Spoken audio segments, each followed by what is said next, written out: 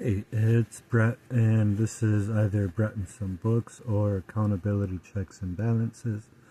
And today we are reading The Other Side of the Coin, Counterinsurgency and Community Policing by Kristian Williams. Abstract.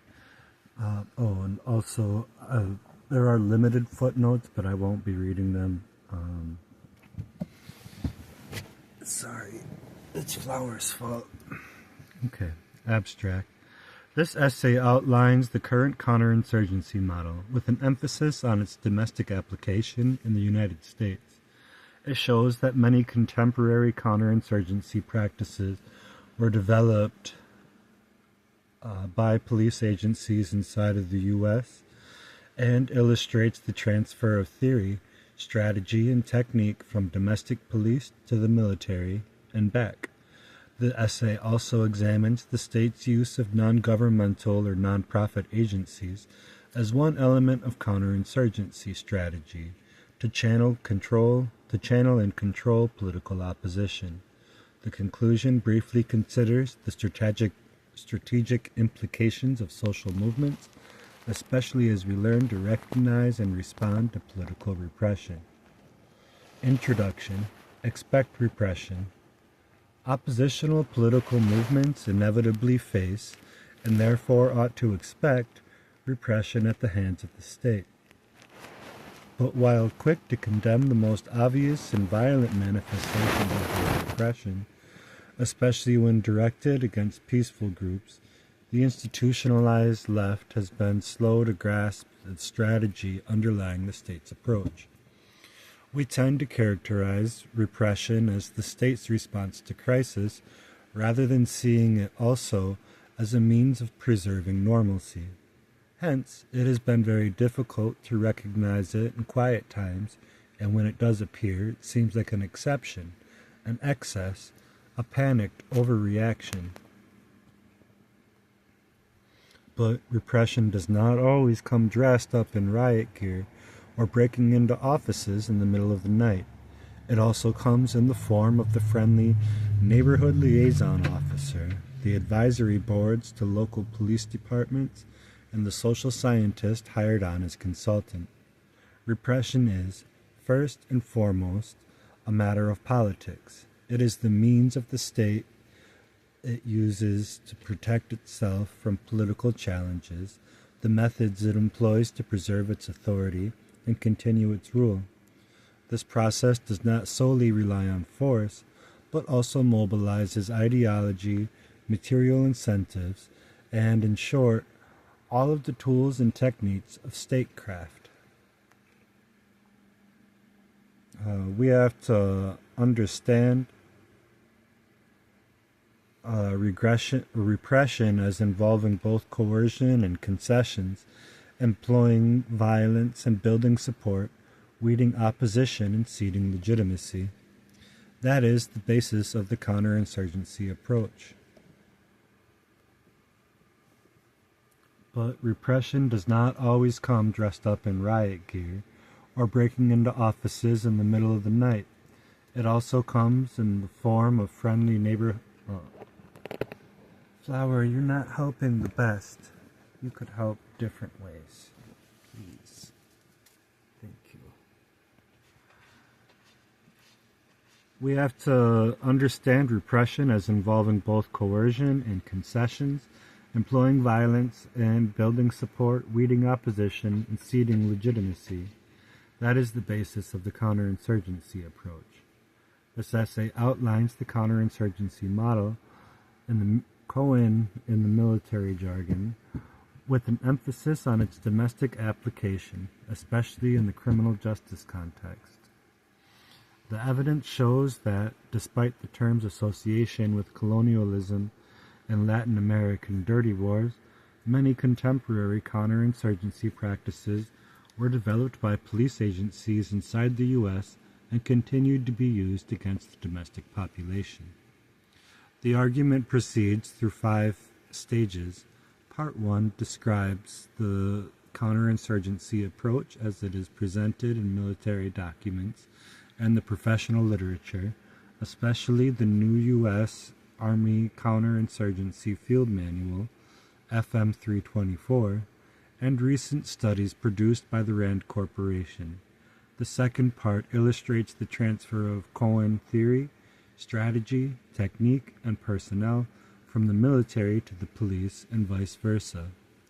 The third shows specifically how anti-gang efforts in American cities are shaping and being shaped by military Cohen operations abroad. Part 4 explains the state's use of non-governmental or non-profit agencies alongside military and police action to channel and control opposition. And finally, the conclusion considers some implications for social movements, in particular those of the left, in their efforts to overcome repression and achieve political change. In this context, the title, The Other Side of the Coin, has three distinct meanings, which correspond to the main themes of my argument. First, it refers to the strategic pairing of direct coercion and subtle legitimacy-building activities. Second, it points to the joint development of military operations overseas and police control domestically. And third, it reminds us that when the authorities turn to counterinsurgency, it is because they fear that insurgency is brewing. Wars, especially revolutionary wars, have two sides. The state understands that there is a war underway. It is time that the left learns to see it. Part 1. Repression, counterinsurgency, and the state. Some definitions. One of my objectives in this paper is to broaden and deepen our understanding of repression. I hope to show how repression functions in the course of the normal operations of the liberal state, and to demonstrate its effects in contexts that are not usually thought of as repressive, or even necessarily as political. At the same time, however, I am not seeking to redefine repression, but simply to apply the standard definitions with greater consistency. So I am employing the term in its usual political sense by referring to the process by which those in power try to keep themselves in power by consciously attempting to destroy or render harmless organizations and ideologies that threaten their power. Counterinsurgency is not simply synonymous with repression, but has a narrow technical meaning, of which of course relies on the definition of insurgency. U.S. Army Field Manual 324, Counterinsurgency, explains, quote, "An insurgency is an organized movement aimed at the overthrow of a constituted government through the use of subversion and armed conflict. Stated another way, an insurgency is an organized, protracted political military struggle designed to weaken the control and legitimacy of an established government occupying power or other political authority while increasing insurgent control." End quote. The definition of counterinsurgency logically follows. Counterinsurgency, quote, "Counterinsurgency is military, paramilitary, political, economic, psychological, and civic actions taken by a government to defeat insurgency." End quote. Ends and means. Counterinsurgency then refers to both a type of war and a style of warfare. The term describes a kind of military operation outside of the conventional army versus army warfighting, and is sometimes called low-intensity or asymmetrical combat. But counterinsurgency also describes a particular perspective on how such operations ought to be managed. This style of warfare is characterized by an emphasis on intelligence, security, and peacekeeping operations, population control, propaganda, and efforts to gain the trust of the people. The last point is the crucial one. As FM 324 declares, quote, "Legitimacy is the main objective," end quote. The primary aim of counterinsurgency is political.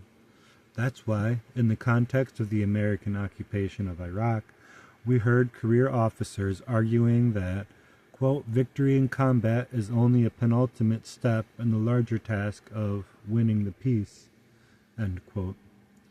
And it's the need for legitimacy that they're referring to when they say that, quote, military action is necessary, but it is not sufficient. There needs to be a political aspect, according to General Petraeus in 2007.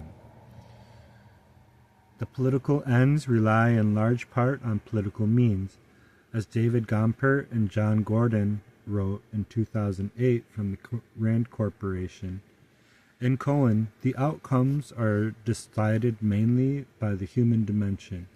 In the human dimension, by the contested population, and the capabilities of opposing armed forces are only one factor in determining those outcomes. The people will decide whether the state or the insurgents offer a better future, and to a large extent, which of the two will be given the chance, end quote.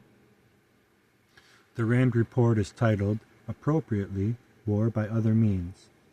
War, as Clausewitz observed, is politics by other means, and politics, as Foucault reasoned, is war by other means. But in counterinsurgency, the means are not so other. In Cohen, the war fighting is characterized by the same elements as state building, establishing legitimacy, controlling territory, and monopolizing violence. Consequently, the newness of counterinsurgency is in some respects debatable. Clearly, there is nothing new about repression, and the combination of force and legitimacy is a lot of what makes a state a state. But, as one participant in a 1962 Rand Symposium on counterinsurgency recalled, at that time there was already a distinctive Cohen perspective emerging, and it was a minority view. Probably all of us had worked out theories of counterinsurgency procedures at one time or another, which we thought were unique and original. But when we came to air them, all of our ideas were essentially the same. We had another thing in common. Although we had no difficulty in making our views understood to each other, we had mostly been unable to get our respective armies to hoist the message, end quote. So clearly, then, something was new.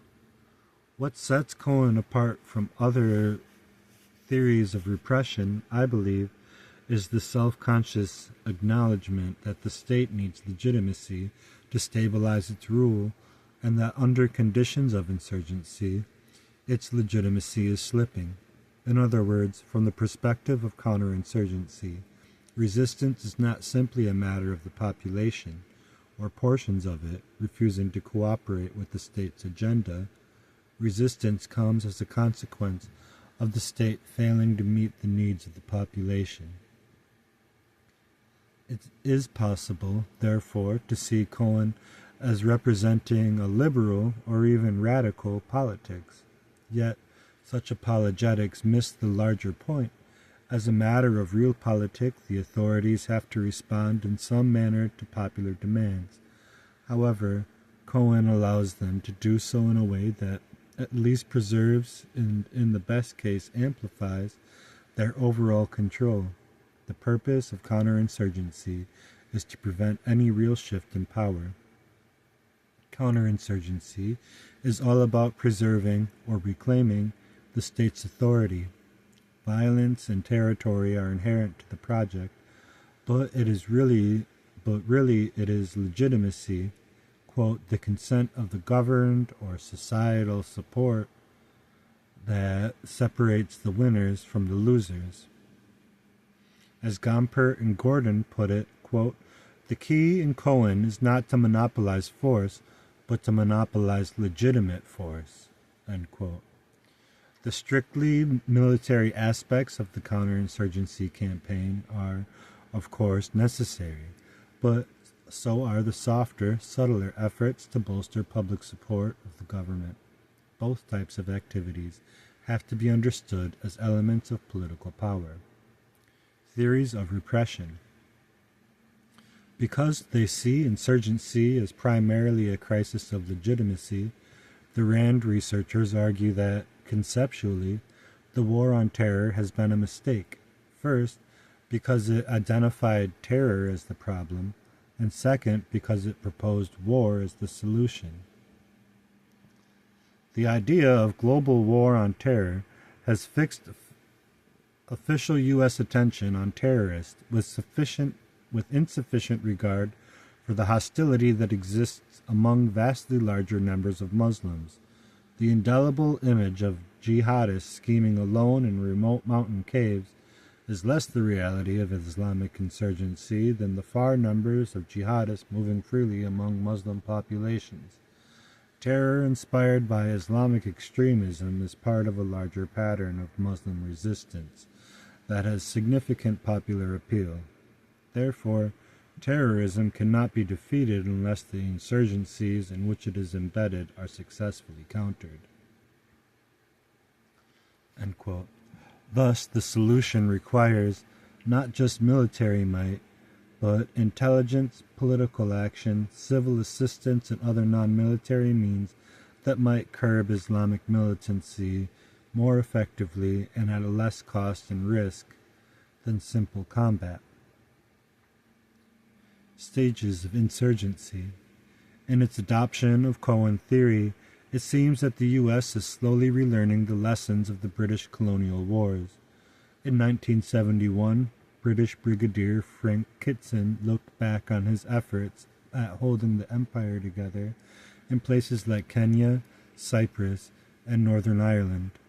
He observed, "Looking in retrospect at any counter-subversion or counterinsurgency campaign, it is easy to see that the first step should have been to prevent the enemy from gaining an ascendancy over the civil population, and in particular to disrupt his efforts at establishing his political organization.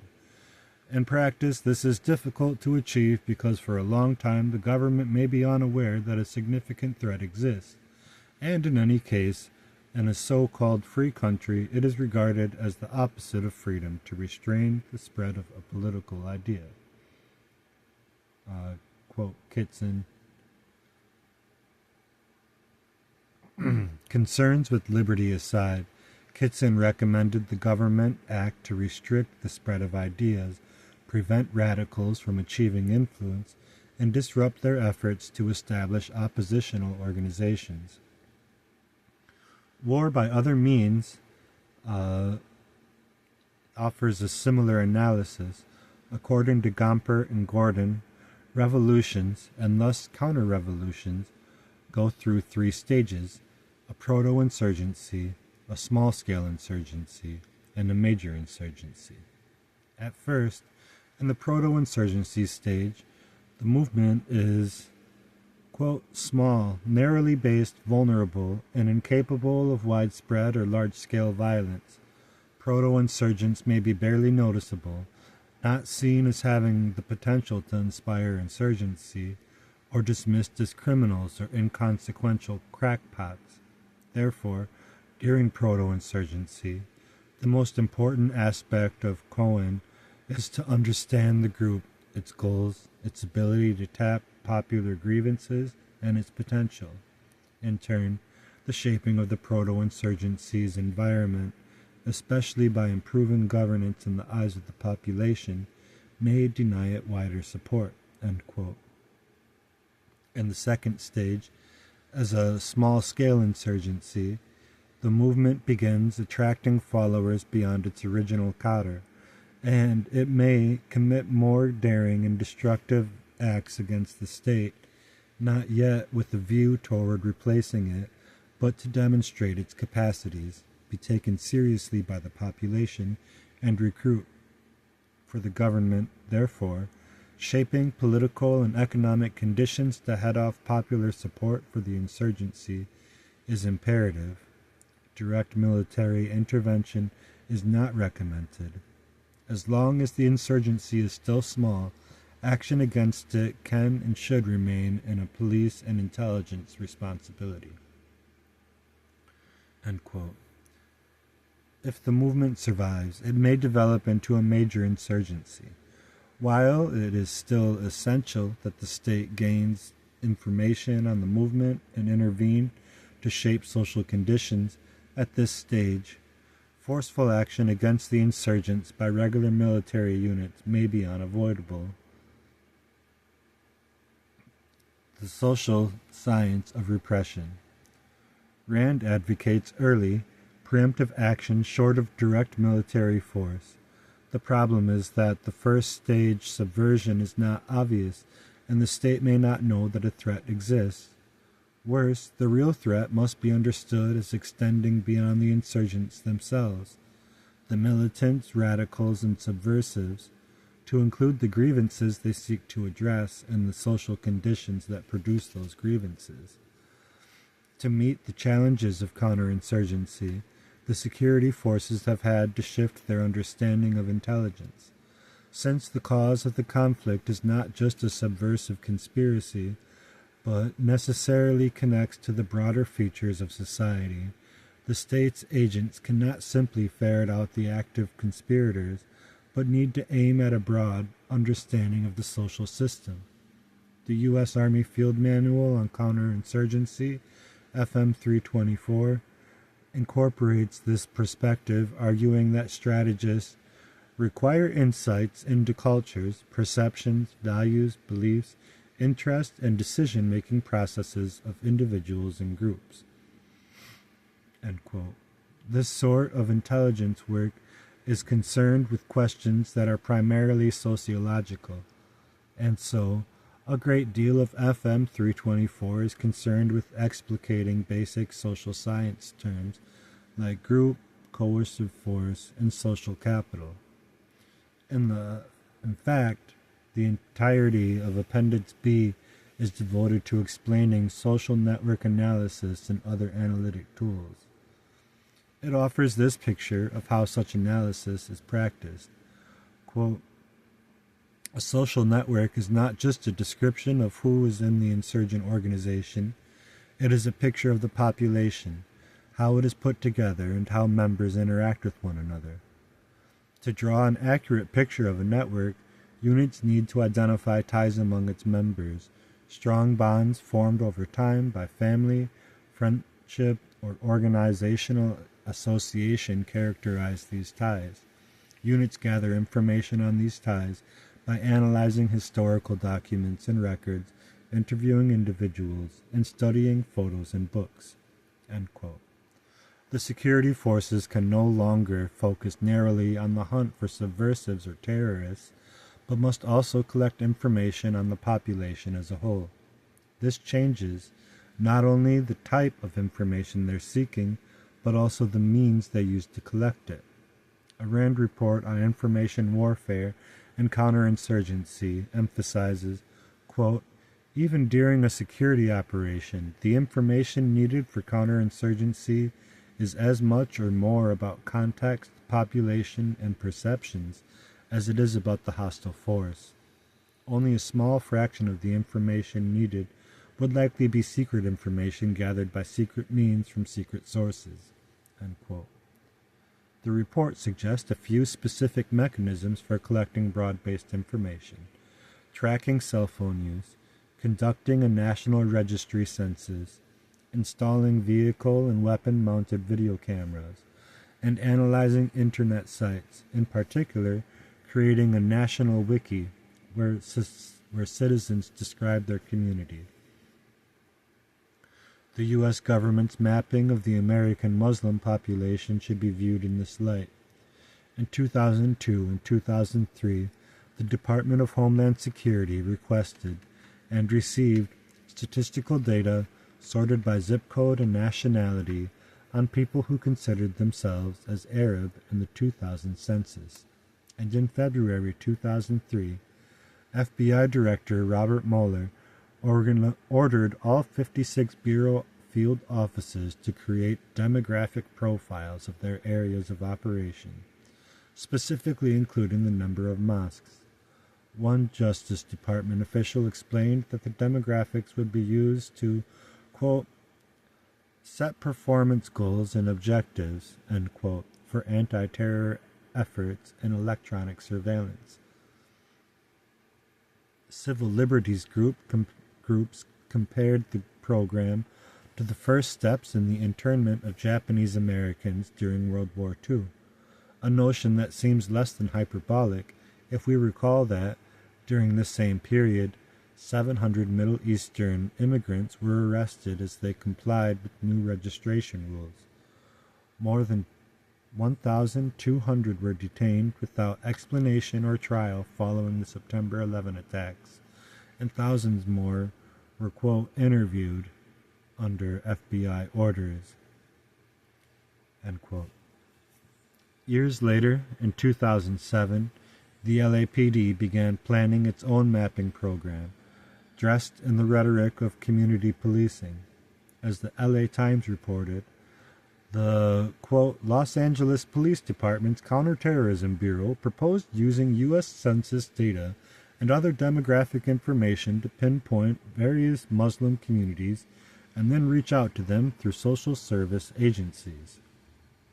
Deputy Michael P. Downing of the Counterterrorism Unit explained, quote, while this project will lay out geographic locations of many different Muslim populations around Los Angeles, we also intend to take a deeper look at their history, demographics, language, culture, ethnic breakdown, socioeconomic status, and social interactions.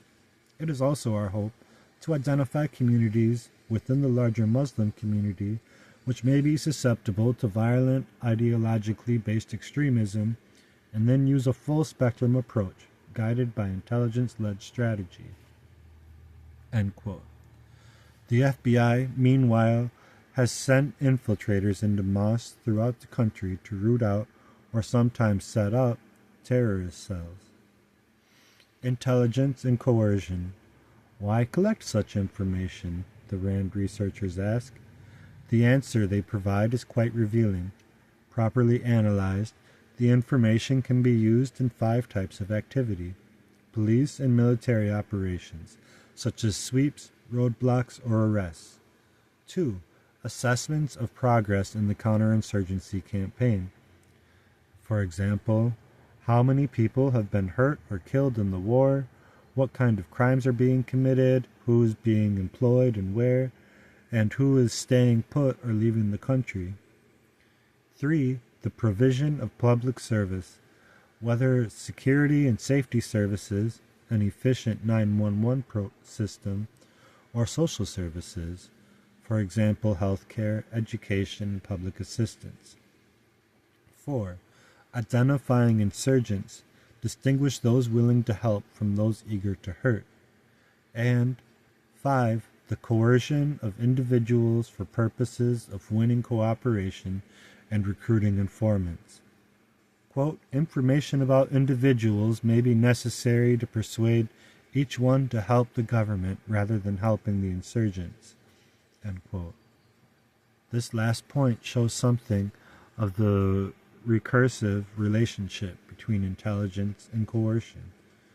In an insurgency, both sides rely on the cooperation of the populace. Therefore, they compete for it, in particular through coercive means. As RAND researcher Martin Libicki writes, those uncommitted to either side should weigh the possibility that the act of informing or even interacting with one side may bring down the wrath of the other side. End quote. Whoever is best able to make good on this threat will, Libicki argues, receive the best information.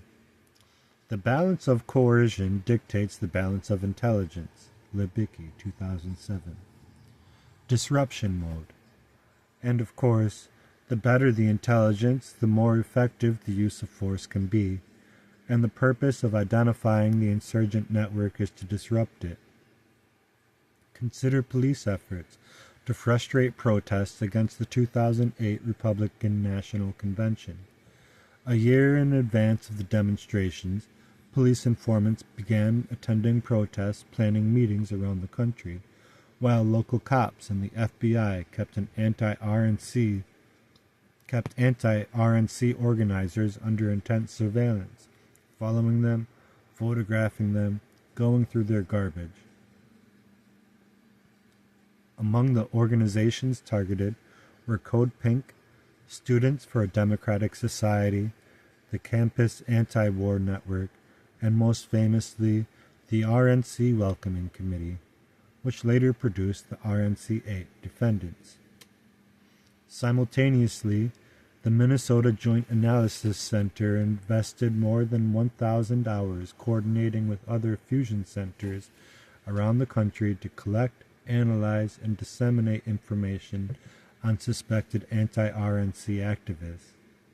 The Fusion Center drew its information from a staggering array of sources, using law enforcement and Defense Department databases, as well as DMV records, court documents, and information provided by private businesses. In the days before the convention, the police used this information to mount raids of activists' homes and meeting places, seizing banners, political literature, video equipment, and computers. By the convention's close, more than 800 people had been arrested, many rounded up en masse. The majority, 584, were released without charges or had their cases dismissed. Only 10 arrests resulted in felony convictions. But the conviction rate may be beside the point. One commander stated frankly that the police were acting in disruption mode. Part 2. Military Policing Exchanges. The Community Policing Paradigm. In my book, Our Enemies in Blue, the chapter titled Your Friendly Neighborhood Police State is devoted to the argument that the two major developments in American policing since the 1960s, militarization and community policing, are actually two aspects of a domestic counterinsurgency program. I summed up the idea with a simple equation: community policing plus militarization equals counterinsurgency. In the past few years, the counterinsurgency literature has made this point explicit.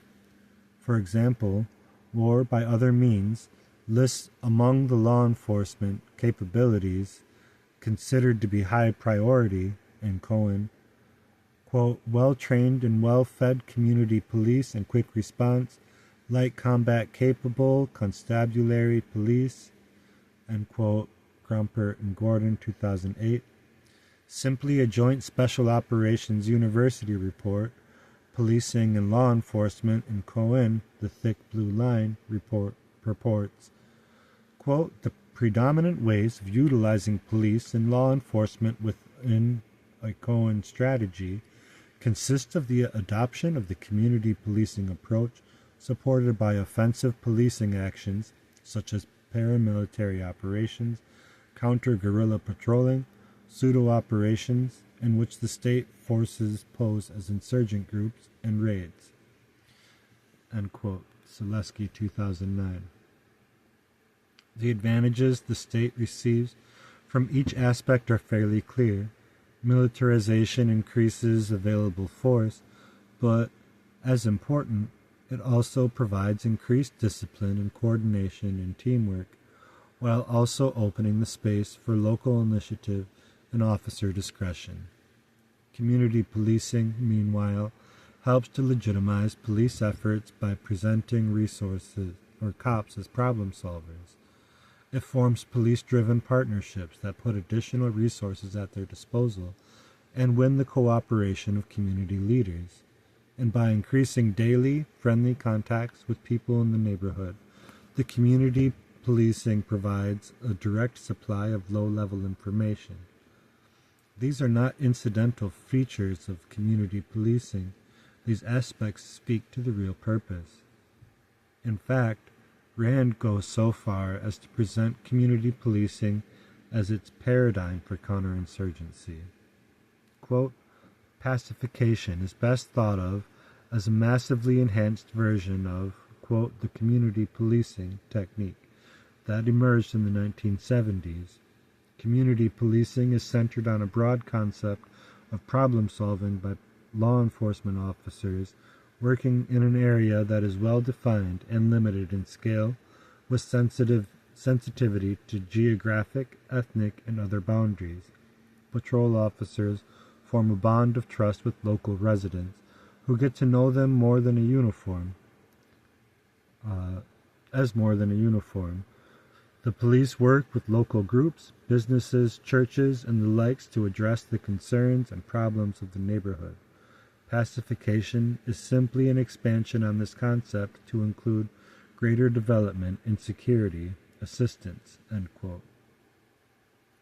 The military's use of police theory, in particular adoption of a community policing perspective, shows a cyclical exchange between the various parts of the national security apparatus.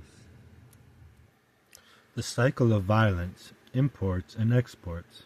Domestically, the unrest in the 1960s left the police in a difficult position. The cops' response to the social movements of the day, the civil rights and anti-war movements especially, had cost them dearly in terms of public credibility, elite support, and officer morale. Frequent and overt recourse to violence, combined with covert, often illegal surveillance, infiltration, and disruption, had not only failed to squelch popular movements, it had diminished trust in law enforcement. The police needed to reinvent themselves, and the first place they looked for models was the military. The birth of the paramilitary unit, the SWAT team, was one result. A new, more restrained crowd control strategy was another. Military training, tactics, equipment, and weaponry made their way into domestic police departments, as did veterans returning from Vietnam and, more subtly, military approaches to organization, deployment, and command and control. Police strategists specifically began studying counterinsurgency and counter-guerrilla warfare. At the same time, and seemingly incongruously, police were also beginning to experiment with a softer, more friendly type of law enforcement. Foot patrols, neighborhood meetings, police-sponsored youth activities, and attention to quality of life issues quite apart from crime. A few radical criminologists saw this for what it was, a domestic hearts and minds campaign. As the Iron Fist and the Velvet Glove pointed out, quote, like the similar techniques developed in the 60s to maintain the overseas empire, on which many of the new police techniques were patterned, these new police strategies represent an attempt to streamline and mystify the repressive power of the state, not to minimize it or change its direction. The forms of repression may change, but their functions remain the same. Quote, Center for Research on Criminal Justice in 1975. Both militarization and community policing arose at the same time, and in response to the same social pressures. And whereas the military largely neglected Cohen in the period following defeat in Vietnam, the police kept practicing and developing its techniques. Decades later, facing insurgencies in Iraq and Afghanistan, the military turned to the police for ideas. The lines of influence move in both directions. Statistical control. Among the police innovations that Cohen theorists recommend for military use are the neighborhood watch, embedded video, computerized intelligence files, and statistical analysis. The last pair are particularly interesting. In Biting Back, Martin Libicki explains the utility of statistical analysis programs, pointing to New York's CompStat, computerized statistics, system as an example. By compiling crime reports, analyzing the emerging statistics, and presenting the information on precinct-level maps, CompStat enabled police administrators to identify high-crime areas, deploy their officers strategically, and measure the progress of their efforts.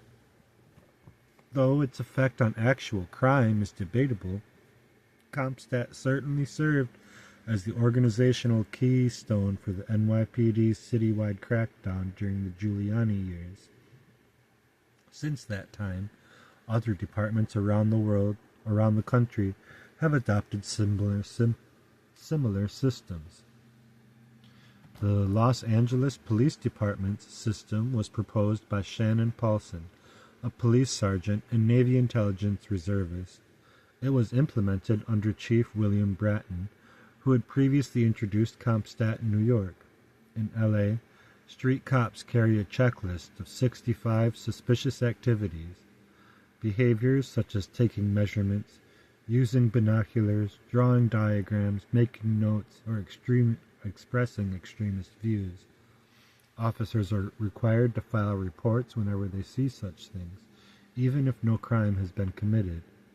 The suspicious activity reports are then routed through the nearest fusion center, the Joint Regional Intelligence Center, where they are compiled, analyzed, and shared with other agencies, including the local and national law enforcement agencies, the military, and private corporations.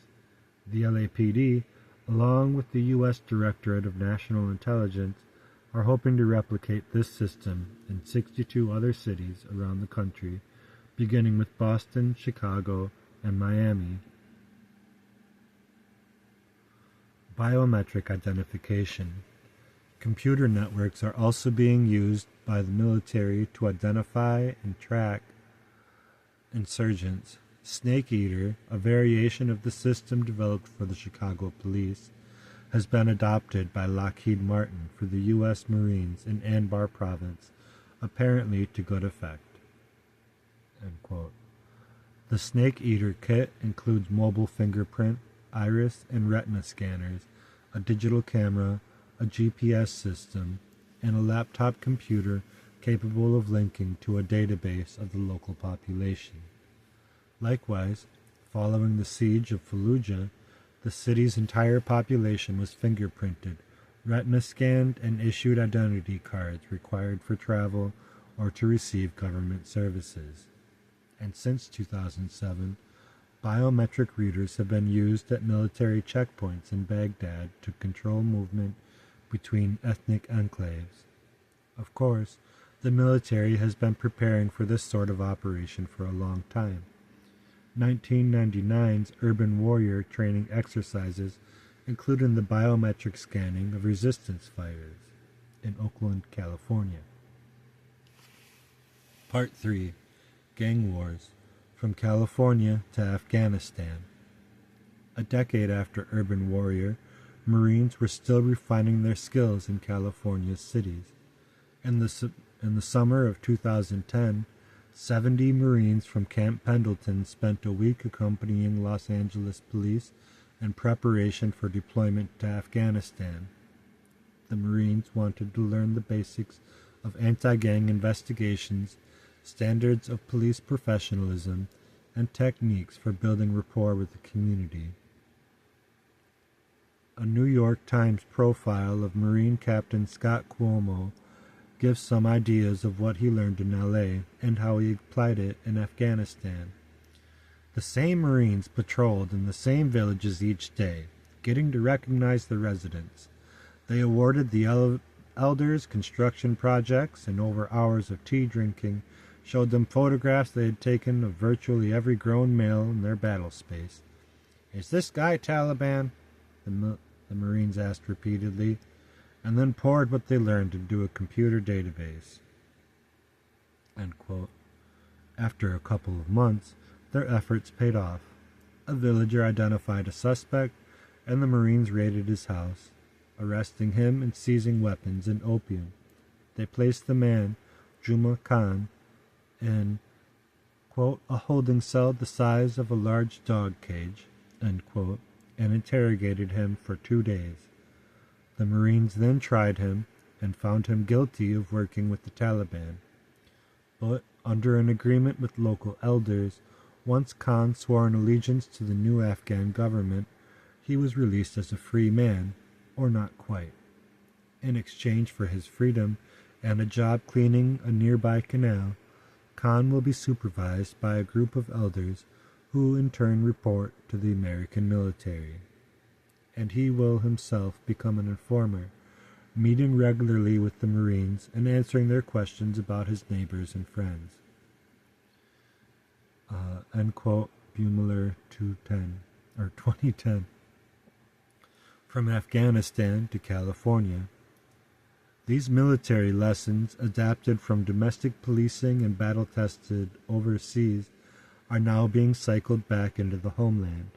Since February 2009, combat veterans from Iraq and Afghanistan have been serving as advisors to police in Salinas, California, and with the stated aim of applying counterinsurgency tools to local anti-gang efforts. Along with their expertise, the military advisors also arrive with software, including a computer program that maps the connections between gang activity, individual suspects, and their social circles, family ties, and neighborhood connections. As Salinas Chief of Police, Louis Featherhoff proudly states, "Our work with staff from the U.S. Navy's Naval Postgraduate School is a first-of-its-kind collaboration. Faculty at NPS are experts at examining violent groups around the world, including terrorists, insurgents, and revolutionaries. By examining these violent groups, they have developed a counterinsurgency model which relies largely on social network analysis to determine how to best disrupt their violent actions and, more importantly, address the reasons for their violent behavior in the first place.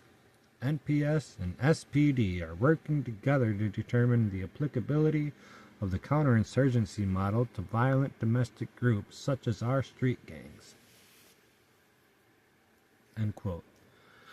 In Salinas, the police-military partnership is occurring simultaneously with the renewal and expansion of the SPD's community policing philosophy. The new community focus, encouraged by the naval advisors, includes Spanish language training, a Gifts for Gun trade-in event, an anonymous tip hotline, senior citizen volunteer programs, a larger role for the Police Community Advisory Council, and programs that provide more youth in the community alternatives to gang lifestyles and in the process develop a growing pool of homegrown future police officers. Salinas Police have also initiated partnerships with other local, state, and federal law enforcement agencies, including the Marshals, the ATF, the FBI, and ICE. The most spectacular product of these partnerships so far was a set of coordinated raids on April 22, 2010, codenamed Operation Knockout.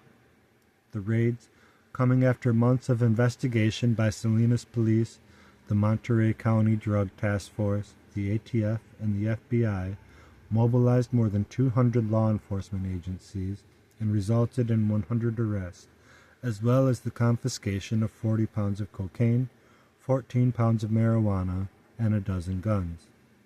Operation Knockout was intended not only to disrupt the targeted gangs, but to serve as a warning to others.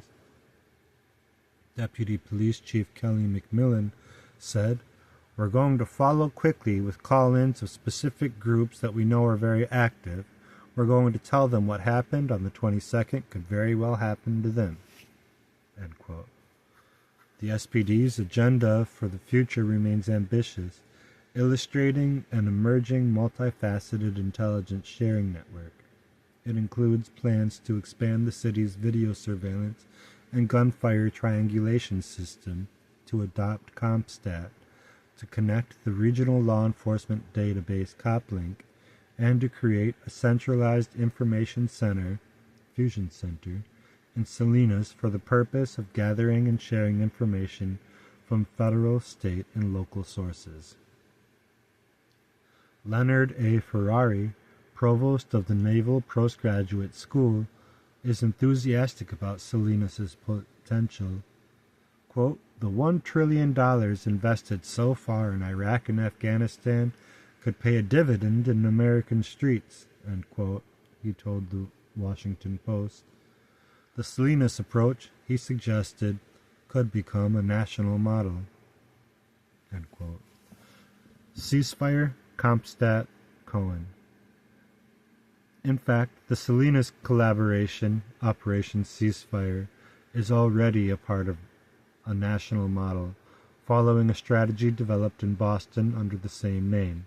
In 1996, Boston's ceasefire began with a focus on illegal handguns, but soon broadened its attention to include the gangs that use them.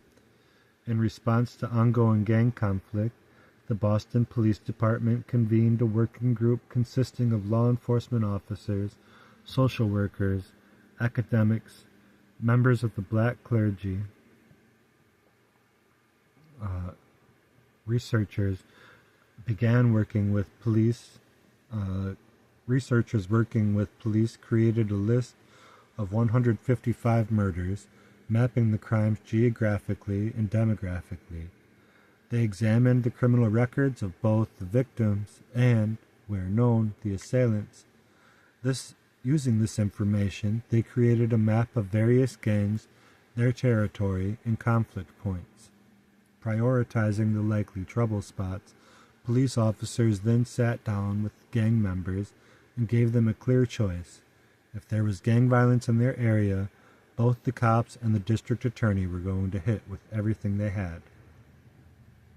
Quote, they could disrupt street drug activity, focus police attention on low-level street crimes, such as trespassing and public drinking, serve outstanding warrants, cultivate confidential informants for medium and long-term investigations of gang activities, deliver strict probation and parole enforcement, seize drug proceeds and other assets, ensure stiffer plea bargains and sterner prosecutorial attention, request stronger bail terms and enforce them, and even focus potentially severe federal investigative and prosecutorial attention on, for example, gang-related drug activity. End quote. On the other hand, if the gang members wanted to clean up their act, the police would help them do so. Because of their coalition work, the cops came with offers of job training, drug counseling, and other services. In this respect, Operation Ceasefire grew directly from the Boston Police Department's pre-existing community policing programs. Over time, Ceasefire developed 4 levels of intervention. Level 1 was a warning, through forums or other means, to a particular group or groups to stop the violence. Level 2 was near-term street enforcement, heavy police presence, drug market disruption, warrant service, misdemeanor enforcement, and similar actions. Level 3 was a large, interagency, heavily coordinated operation that was readily apparent to the target group, and Level 4 was for those groups that were both violent and deemed essentially unsalvageable. Undercover, gang-wide investigations making heavy use of federal sanctions and designed to permanently dismantle the group. End quote. The strategy worked through direct deterrence, denying the benefits of violence and raising the costs. As importantly, those costs were borne by the whole gang, not just the shooter. So the cops could begin applying meaningful pressure before identifying a suspect, and the gang had an incentive to keep their members under control and maintain the peace. The key elements of Operation Ceasefire, social network analysis, community partnerships, and interagency cooperation, and a direct approach to deterrence, were quickly replicated and taken further in other cities, intersecting trends like zero-tolerance policing and the CompStat program. A report from the Justice Department's Office of Community-Oriented Policing Service, Street Gangs and Interventions, Innovative Problem-Solving with Network Analysis, provides a case study illustrating the result. In the mid-1990s, Newark's police were being remodeled according to the pattern set by Giuliani's New York. The director of the Newark Police Department, Joe Santiago, introduced a CompStat system and, in 1996, proposed partnership with Rutgers University professor George Kelly, famous as one of the authors of the broken windows theory, underlying police zero-tolerance campaigns. This partnership coalesced as the Greater Newark Safer Cities Initiative. End quote. Slowly, Santiago built a working group including cops, scholars, social workers, the clergy, and even public defense attorneys. It began by focusing on a small number of repeat offenders using the same deterrence model developed in Ceasefire. Then, in 2003, GNSCI turned its attention to gangs, leading it to look beyond the city limits. The North Jersey Gang Task Force was born. Coordinating with law enforcement agencies statewide, the Rutgers researchers began to collect a wide array of data on gang membership, recent crimes, recruitment practices, family ties, and so on, as well as information on the criminal histories of all identified gang members. Once the data was assembled, the researchers followed Boston's example and used it to map a gang territory and perform social network analysis, illustrating rivalries and alliances, identifying likely sites for conflict. Then they took the analysis to the individual level, charting the connections between gang members who associate with them. By diagramming these relationships, researchers were able to distinguish between core members and those only marginally involved. Such information was crucial for making both tactical and strategic decisions. Police could approach individual members differently based on their role in the gang and their level of commitment. They could also identify the pressure points and know where to strike for maximum effect. Network analysis also allows one to identify people who hold structurally important positions within the gang networks. Cut points, people who are the only connection among people or groups of people, may be ideal selections for spreading a deterrence message or for affecting the structure and organization of the street gangs. End quote. Unlike Boston, where the focus was strictly on stopping gang violence, in New Jersey, the aim was to disrupt the gangs themselves. Carrots and sticks, hearts and minds. The Operation Ceasefire and its progeny worked chiefly through a cost-benefit approach to counterinsurgency. The government provides an admixture of incentives and deterrents to shape the choices of the rebels, their supporters, and the population as a whole. Simply put, the state creates a strategy to raise the cost associated with continued resistance and to reward cooperation. If the government can bring more force to bear and offer better rewards than the insurgents, rational self-interest should, in theory, lead people to side with the state rather than the rebels, according to Gumpert and Gordon, 2008. Ceasefire applied this same thinking to urban gangs.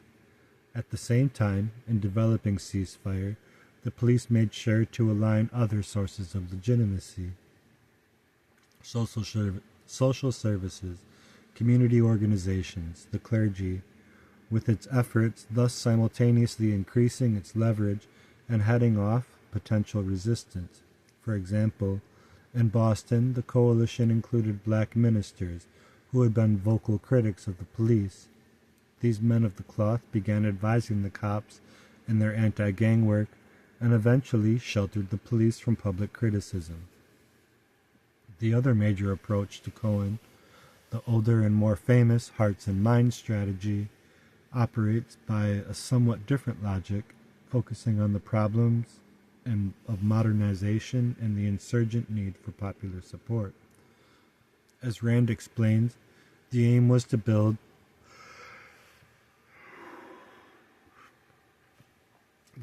to rebuild public confidence in the government by instituting reforms, reducing corruption, and improving the public's living standard. We can see the Hearts and Mind approach employed as a separate domestic experiment, the federally funded Weed and Seed program. Weed and Seed: Clear, Hold, Build. Weed and Seed was conceived in 1991 and gained prominence a year later as a part of the federal response to widespread rioting after the acquittal of 4 Los Angeles cops who had been videotaped beating black motorist Rodney King. Since that time, it has been implemented in over 300 neighborhoods nationwide. The Department of Justice describes this project, quote, "The weed and seed strategy is based on a two-pronged approach. 1. Law enforcement agencies and criminal justice officials cooperate with local residents to weed out criminal activity in the designated areas. 2. Social service providers and economic revitalization efforts are introduced to seed the area, ensuring long-term positive change and a higher quality of life for residents." End quote. In terms of strategy, weed and seed closely resembles the military's clear, hold, build. As FM 324 elaborates, quote, "Create a secure physical and psychological environment. Establish firm government control of the populace and area. Gain the populace's support." End quote. Clearing and holding refer to the removal and exclusion of hostile elements. Building, on the other hand, means both literally repairing infrastructure and, more metaphorically, gaining trust and winning support. However, even building includes an element of force. Quote, "Progress in building support for the HN, or host nation, government requires protecting the local populace. To protect the populace, HN security forces continuously conduct patrols and use measured force against insurgent targets of opportunity. Actions to eliminate the remaining covert insurgent political infrastructure must be continued." End quote. The domestic analogy is pretty straightforward. One police chief described the role of paramilitary units in his community police strategy, quote, "The only people that are going to be able to deal with these problems are highly trained tactical teams with proper equipment to go into neighborhood and clear the neighborhood and hold it, allowing community policing officers to come in and start turning the neighborhood around." End quote.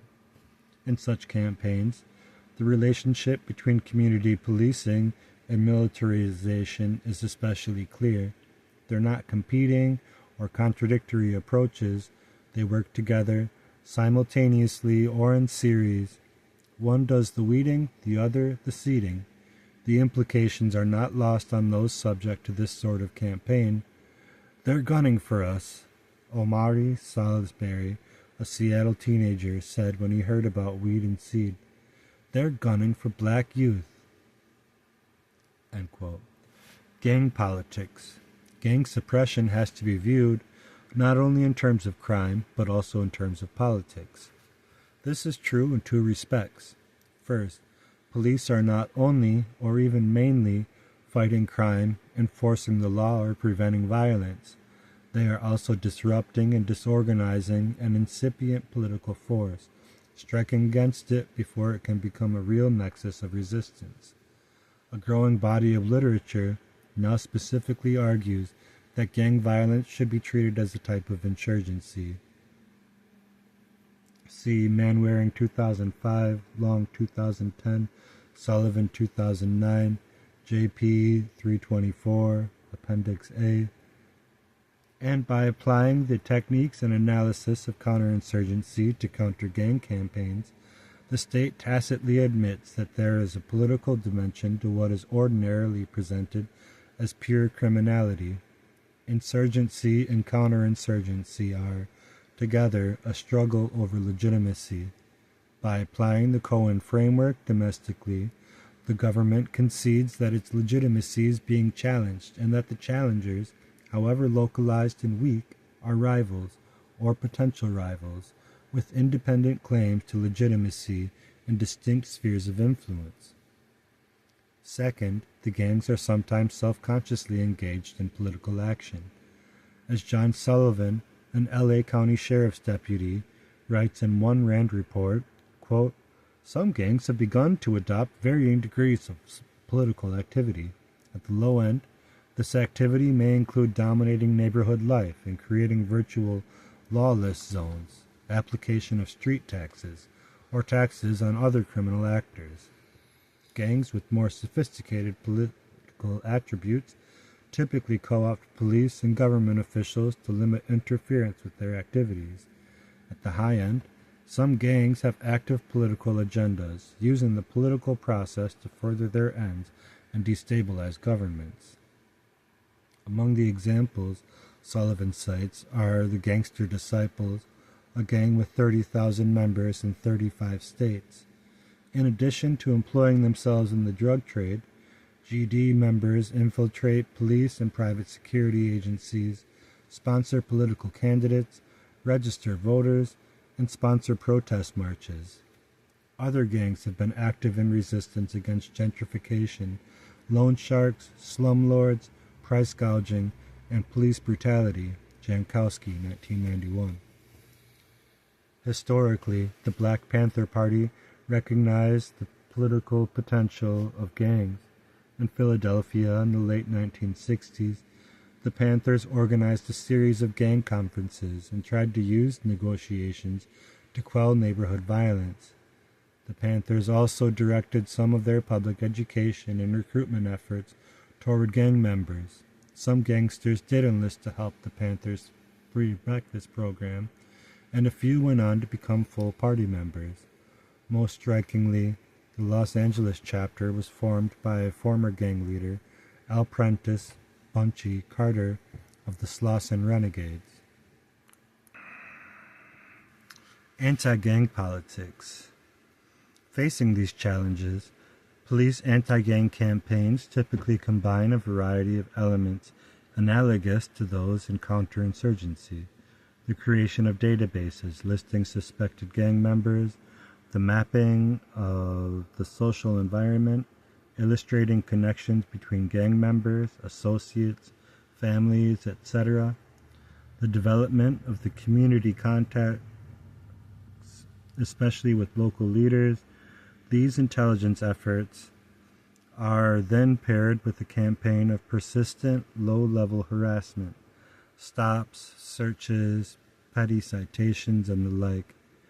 Each instance of harassment offers police the opportunity to collect additional information on the gang network, while at the same time creating an inhospitable environment for those associated with gang activity. For example, the main group responsible for such work in Salinas is the Monterey County Gang Task Force, called the Black Snake by youths in the community. The task force has 17 members drawn from local police and sheriff's departments, the California Highway Patrol, and the State Department of Corrections. Wearing distinctive black uniforms and driving black cars, task force members conduct mass arrests, roundups, make random traffic stops, and regularly search the homes of gang members on parole or probation. The sheer volume of such activity is astonishing. Since it was formed in 2005, the task force has been responsible for 21,000 vehicle or pedestrian stops, 5,000 parole and probation compliance searches, and 2,800 arrests, according to Long, 2010. Such anti-gang efforts are always implicitly political, especially as they become permanent features of life in poor Black and Latino communities. Though ostensibly aimed at preventing gang violence, counter-gang campaigns inevitably lead police to monitor the community as a whole. A Fresno cop explains the intended scope of his department's gang files. If you're 21, male, living in one of these neighborhoods, been in Fresno for 10 years, and you're not in our computer, there's definitely a problem. End quote. Disproportionate attention, especially when paired with lower or zero tolerance for disorder, then contributes to higher rates of arrest and incarceration.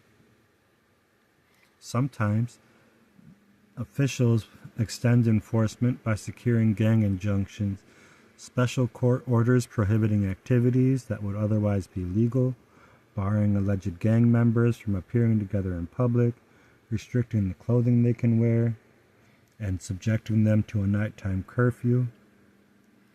At a broader level, the police will often engage in efforts disruptive of ordinary social life in gang-affected areas, such as cordoning, saturating, sweeping select locations such as parks, streets, bars, or targeted events, ball games, parties, car shows. In the most advanced campaigns, police sometimes take the further step of strategically causing gang conflict. Following the 1992 Los Angeles riots, for example, the police did what they could to wreak a citywide truce between the Bloods and the Crips. The cops did not only attack negotiating meetings and inter-gang social events, but also engaged in some underhanded tactics to create friction. Covering one gang's graffiti with another, or arresting a Blood only to release him deep in Crip territory. This occurred not only in a context of widespread anger and recent unrest, but also at a point in which the gangs themselves were becoming increasingly politicized. Mike Davis described the government's response to the riots in military terms. In Los Angeles, I think we are beginning to see a repressive context that is literally comparable to Belfast or the West Bank, where policing has been transformed into full-scale counterinsurgency against an entire social stratum or ethnic group." End quote. And he said that in 92, Davis. Part 4. Preserving order and preventing change, hard and soft. I began this paper by outlining in some detail the basic principles of counterinsurgency theory, the intelligence needs that accompany it, and direct application in both foreign military and domestic policing contexts. I've explained the basics of social network analysis and the process by which its insights into both insurgent organizations and surrounding populations are translated into direct coercion and bids to win popular support. I have suggested that if the left wants to understand the repression it faces, it should study the ways the government responds to forces as varied as the Taliban, the Gangster Disciples, and the RNCA. And I have stated emphatically that it is the political dimension of insurgency and counterinsurgency that really counts. And yet, thus far, I have focused chiefly on the hard side of repression. The direct coercion, the forceful disruptions, the criminalization and the incarceration, the violence. Now we need to look at the soft side, the strategic use of concessions, the promise of representation and access, the co-optation of leadership, and comprising all of these, the institutionalization of dissent. These elements represent at this point the state's most typical response to opposition from the left. And by those means, the state does not only achieve control and exercise power over the organizations of the left, but through them. Stages and strategies. In its earlier stages, repression may be hard to recognize for exactly the same reasons that a proto-insurgency is, because everything seems normal. We should remember, however, that the authorities aren't just preparing for unrest, they're actively preempting opposition. They do that by broadly monitoring community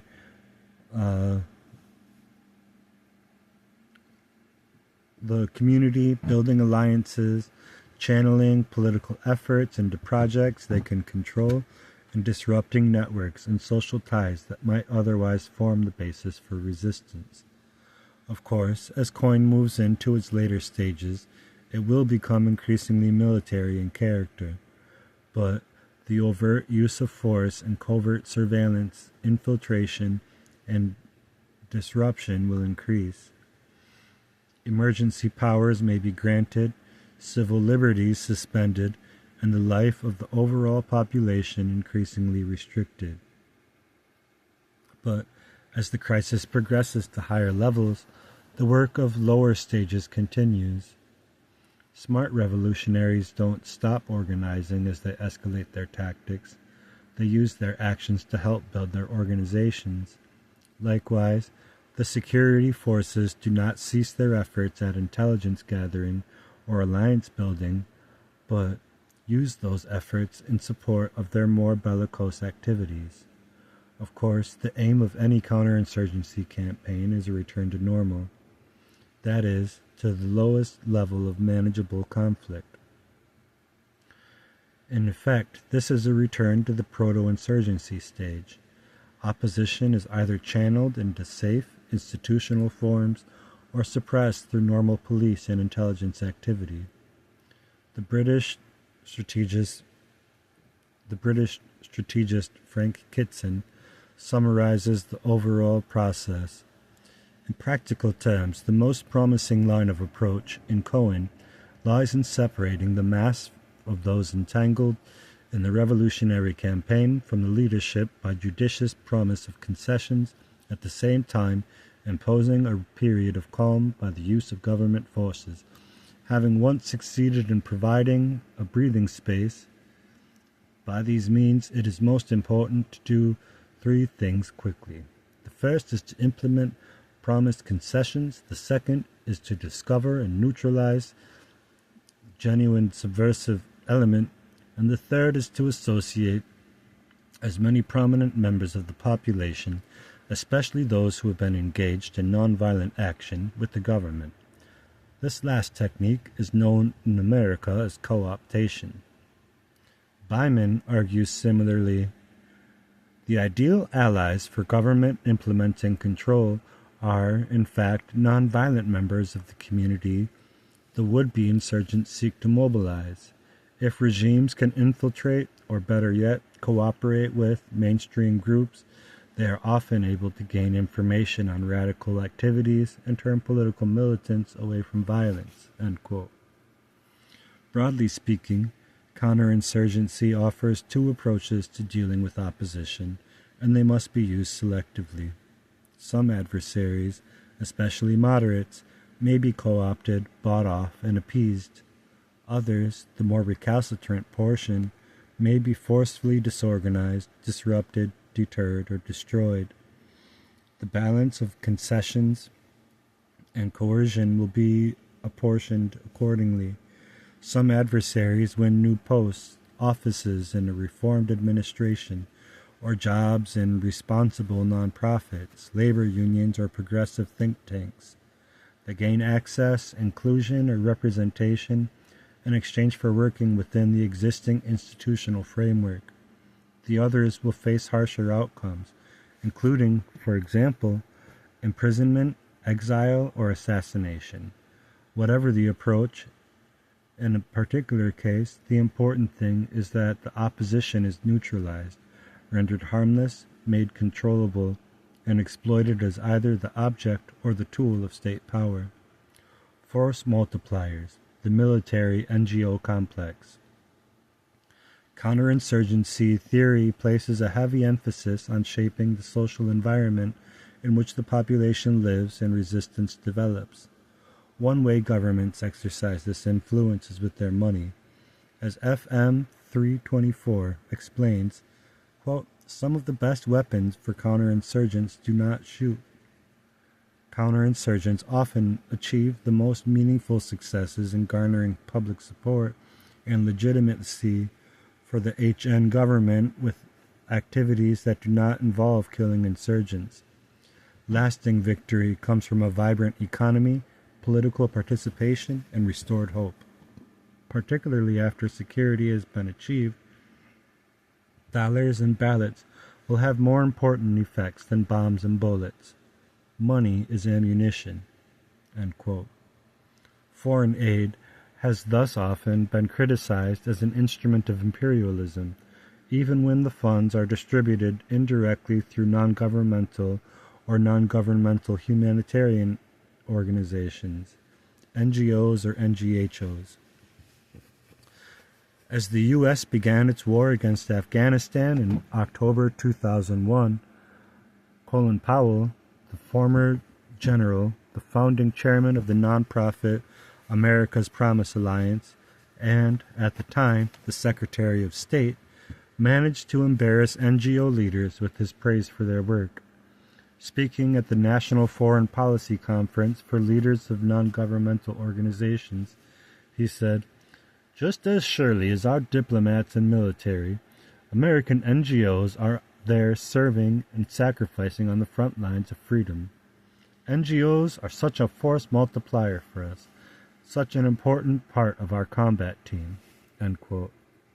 Later, guidelines negotiated by representatives of the military and major humanitarian groups discouraged any repetition of Powell's gaffe, specifying that, quote, U.S. armed forces should not describe NGOs as force multipliers or partners of the military, end quote. As FM 3324 managed to retain Powell's meaning while avoiding the offensive language, quote, many such agencies resist being overtly involved with military forces, it cautions, but then some kind of liaison is needed to ensure that, as much as possible, objectives are shared and actions and messages are synchronized. End quote. The RAND study, Networks and Net Wars, outlines a range of possibilities for the military's use of international nonprofits. Quote, from encouraging early involvement of appropriate NGO networks in helping to detect and head off a looming crisis, to working closely with them in the aftermath of conflicts to improve the effectiveness of U.S. forces still deployed, to reduce the residual hazards they face, and to strengthen the often fragile peace. End quote. One result of this perspective is that aid money, and thus NGO attention, increasingly follows the state's priorities, and its military priorities in particular.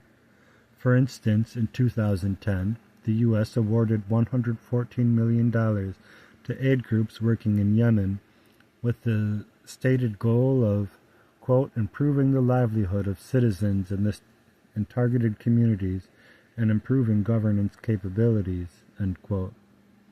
This supposedly humanitarian assistance came alongside $1.2 billion in military aid, clandestine military and intelligence activity, and a CIA assessment that the al-Qaeda affiliate in Yemen represents the largest threat to United States global security. Meanwhile, the Defense Department now controls 20% of the U.S. government's budget for official development assistance. The development priorities follow the battle space. David Reif writes in The New Republic, development is a continuation of war by other means. End quote. The Marshall Plan. The domestic counterpart to the non-governmental force multiplier is the Community Policing Partnership.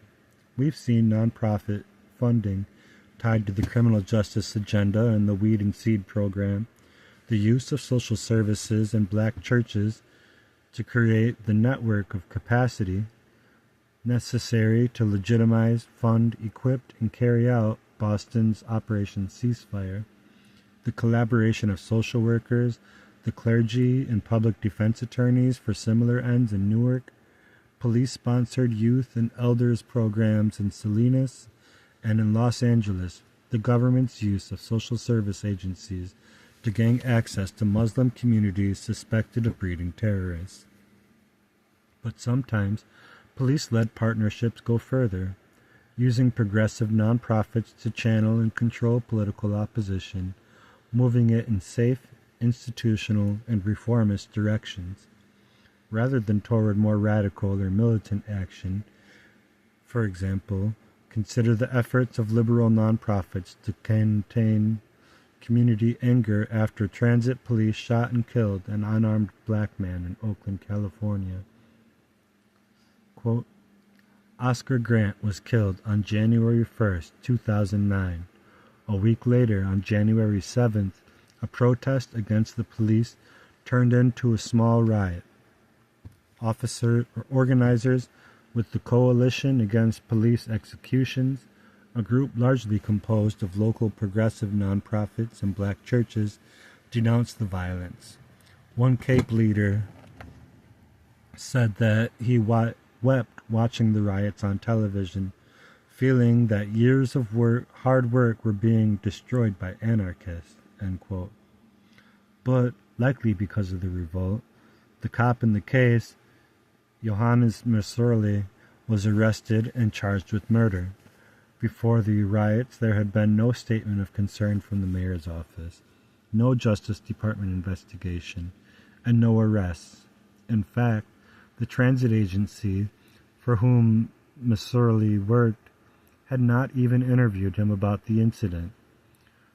Quote, the rebellion was really about the fact that nothing was being done, George Ciccarello-Maher explains. If there's one lesson to take from this, it's that the only reason Messerli was arrested is because people tore up the city. It was the riot and the threat of future riots. Ciccarello-Maher, October 23, 2010, end quote. In an effort to reassert its leadership, Cape organized another demonstration for January 14. Speakers included Mayor Ron Dellums, rapper Too Short, and representatives of various nonprofits, all of whom urged the crowd to remain peaceful. Furthermore, Cape's designated marshals, operating under the supervision of a private security guard, surrounded the demonstration, while unidentified informants mingled in the crowd to look for troublemakers.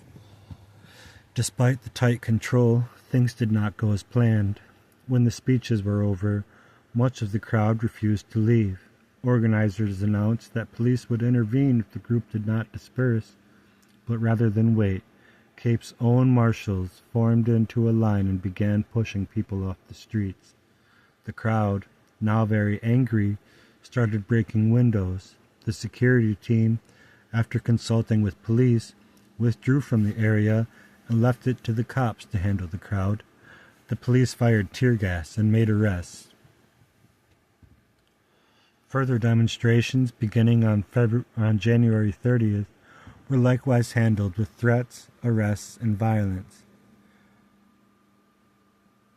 At the same time, and in keeping with the Cohen model, local, state, and federal agencies all undertook extensive intelligence operations targeting protest organizers, monitoring websites, videotaping crowds, sending plainclothes officers into the demonstrations, and infiltrating planning meetings. If we've learned on January 7th that our power was in the streets, Ciccarello-Maher concludes, what we learned on the 14th is that the state was going to counterattack. The state didn't counterattack by force at first. The state counterattacked through these institutions, the nonprofits, end quote. No justice, urban peace. A year later, the process repeated itself. As Johannes Messerli's trial approached, Nicole Lee, director of the nonprofit Urban Peace Movement, circulated an email focused not on winning justice, but on preventing violence should justice be denied, titled Bracing for the Messerli Verdict, Community Engagement Plan. The June 23, 2010 memo offered two sets of instructions. First, organizations, CBOs, community-based organizations, and public agencies should be thinking of ways to create organized events or avenues for young people and community members to express their frustrations with the system in constructive and peaceful ways. If people have no outlets, then it may be easier for folks to be pulled toward more destructive impulses.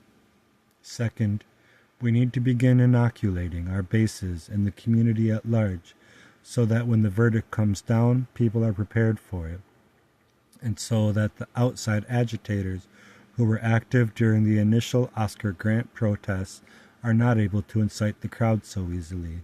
End quote. The memo listed several talking points which served the state's interests so well that the city of Oakland ran an edited version on its webpage. Raider Nation Collective, July 2010. Around the same time, another organization, ironically named Youth Uprising, sponsored a public service announcement centered on the slogan, "Violence is not justice." End quote. The video includes local rappers, civil rights attorneys, school administrators, representatives from nonprofits, a police captain, and the district attorney of San Francisco, all urging a peaceful response to the verdict. Religious leaders also got into the act, using the pulpit to ask people to remain safely at home when the verdict was announced. The pacifying efforts, though broadly distributed, were centrally coordinated. Shortly before the trial, the mayor and the police held a meeting with several Bay Area nonprofits. The topic, of course, was the prevention of riots. In practice, avoiding unrest became the primary focus of the institutionalized left. CAPE's stated goal, the prevention of police brutality, receded into the background. If anything, by condemning the rioters and cooperating with the cops, liberal leaders helped legitimize the police counterattack and made further brutality more, not less, likely. In the end, Officer Masurley was convicted but of a lesser charge, manslaughter rather than murder, and when the verdict was announced, rioting did ensue. Hundreds of people, mostly young people of color, braved not only the clubs and tear gas of the police, but also the condemnation of their purported community leaders. Advanced the struggle. In their published analysis of the Oscar Grant crisis, the revolutionary group Advanced the Struggle argued that, by trying to defuse popular anger, Bay Area nonprofits effectively acted as an extension of the state. Had the rage over Grant's murder not been channeled into ritualized protest, had the leaders not been more concerned with controlling the community response than in confronting injustice, had the organizing not been, in a word, institutionalized, it's hard to know what might have been possible. Advance the Struggle contrasted the trajectory of events in Oakland with those of Greece just a few weeks before the Grant killing. Quote, "There, the police murder of a 15-year-old Alexandros Grigoropoulos triggered reactions which, very quickly, turned from protests to riots to a general strike in which 2.5 million workers were on strike in January 2008. Within days, the killer cop and police accomplices were arrested, but even this concession didn't trick the movement into subsiding.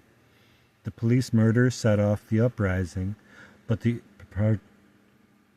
participants connected the murder with the issues of unemployment, neoliberal economic measures, political corruption, and a failing education system.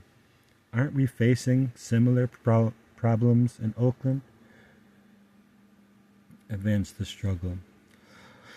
Of course, there are differences between Oakland and Athens, differences of geography, history, and political culture.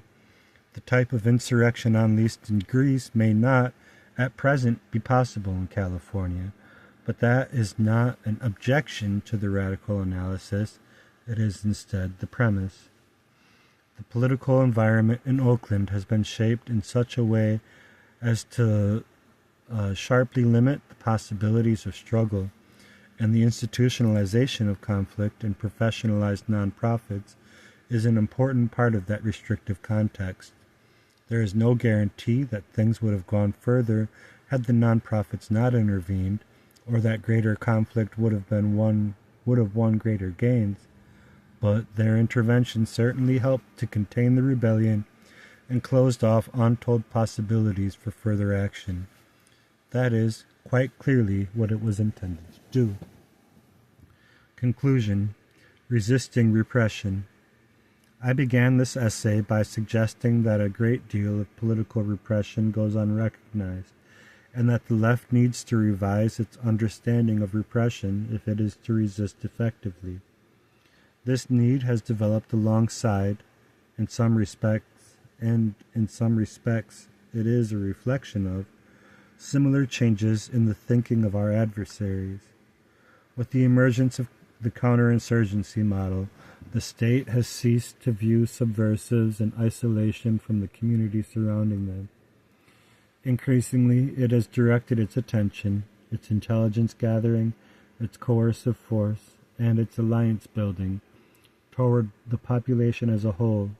Repression, in other words, is not something that happens solely or even mainly to activists, and it is not just the province of red squads, but of gang enforcement teams, neighborhood liaison officers, and even police advisory boards.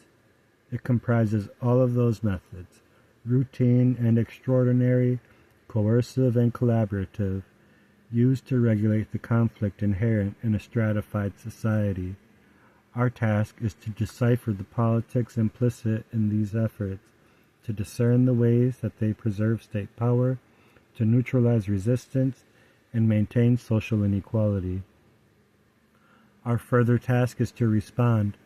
As repression is primarily a political process, any adequate response must take, at least in part, a political form.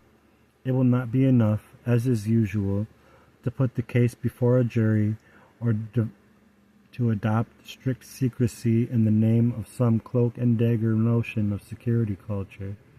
Such things must be done at times, but both these responses, though in very different ways, treat repression chiefly as a legal and thus technical problem. They are also entirely defensive. While such devices may protect the individual or small group with greater or lesser efficacy, they do not generally touch, or even attempt to touch, the overall system of repression, to say nothing of the social iniquities that system maintains. Whatever defensive measures may be necessary, an effective response to repression must also involve an offensive component, an attack against the apparatus of repression, which will, if successful, leave the state weaker and the social movement stronger. This outcome, of course, should be the aim from the start. It is, in a sense, misleading to speak solely in terms of responding to repression. Repression already exists. It intervenes preemptively. It forms part of the context in which we act. Oppositional movements cannot avoid repression. The challenge, instead, must be to overcome it. When facing counterinsurgency, we need to learn to think like insurgents. The antidote to repression is, simply put, more resistance. But this cannot just be a matter of escalating tactics or increasing militancy. Crucially, it has to involve broadening of the movement's base of support. We have to remember that an insurgency is not just a series of tactical exchanges with the state. It is, instead, a contest for the allegiance of the population. For the rebels, no less than for the authorities, legitimacy is the main objective. And that is the end of the paper. Hopefully I didn't mangle too many words. There's a few that I've read so much but not really heard, so I don't know if there is such a thing as a cadre or a communique, but that's how I've been pronouncing them. But you know, that's part of the whole project here, is to learn together and to learn to not be afraid of feeling like a doofus sometimes. Because I do, but I get better at it. And sometimes being a doofus can encourage somebody else who wants to participate feel better. So that's kind of like how if you want to get the right answer, sometimes you have to declare the wrong answer so somebody corrects you with the obvious, and then it was their idea. So that's a little bit of uncle propaganda. So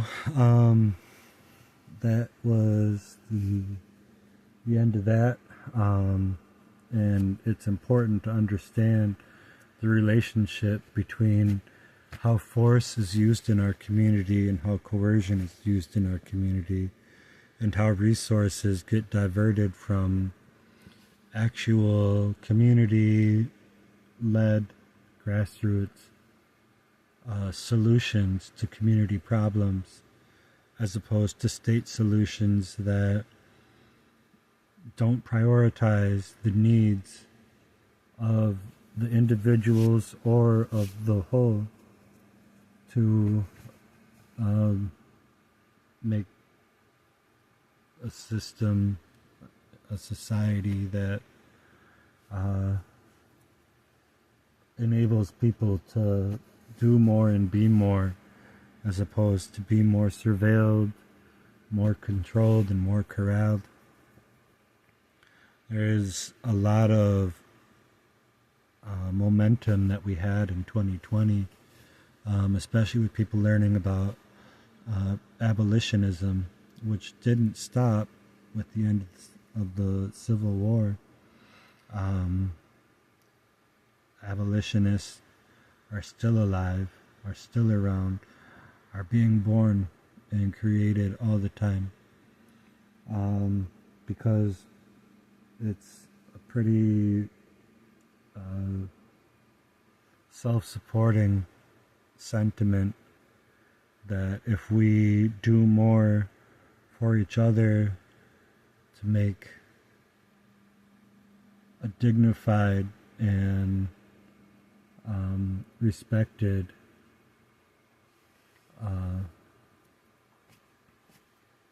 dynamic for each person, it makes people feel more invested in their community and more hopeful, and it's really seeming like the people in power aren't going to take us where we need to go to continue humanity. We are in the collapse. There are state militias turned against their own states, unconstitutional judgments coming down left and right. Clarence Thomas, perhaps maybe should have been done a long time ago. He's not the only one that is better off outside of any sphere of influence. And the reality is, resistance will never be comparable in violence to capitalism and the military-industrial complex and the non-profit industrial complex, because that takes money and resources out of the hands and mouths of people. One thing that I think came out of Anarchata, or at least black anarchistic revolutionary tradition, is that the people most affected by the problems have the best answers for solving them. That's in part because they don't have shitty lobbying industries behind them diverting progress.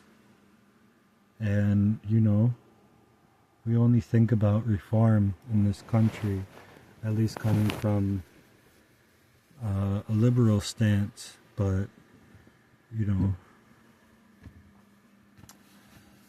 the composition of these United States is not necessarily just. We're on stolen land, we have territories and protectorates, and that's just imperialism, and it doesn't do anything to help us. Hawaii didn't need us, and Puerto Rico deserves significant reparations, just like millions and millions and millions of people in America who reparations aren't a pipe dream. I think I recorded something about that before.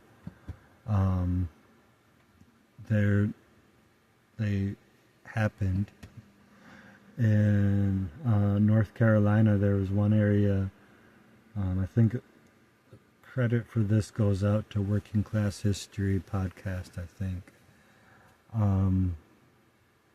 or it could have been revealed. But anyway, after during the Reconstruction, there was reparations where in some areas where the slaves were parceled out, the plantation, but then after a lot of